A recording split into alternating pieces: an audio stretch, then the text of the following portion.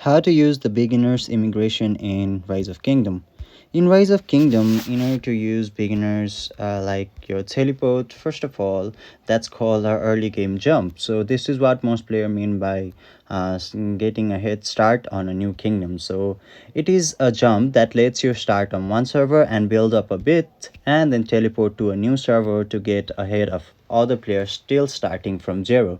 So how it works is that keep your city hall below level 8. So if it reaches level 8, beginner teleport items will be removed, and collect and hold your beginner teleport items. So you get this early in the game.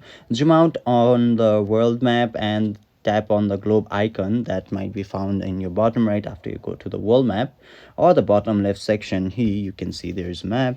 And then once you reach there, find a new server and often labeled as new, and choose a province to land in. Now once you do that, you'll have to tap on teleport to jump.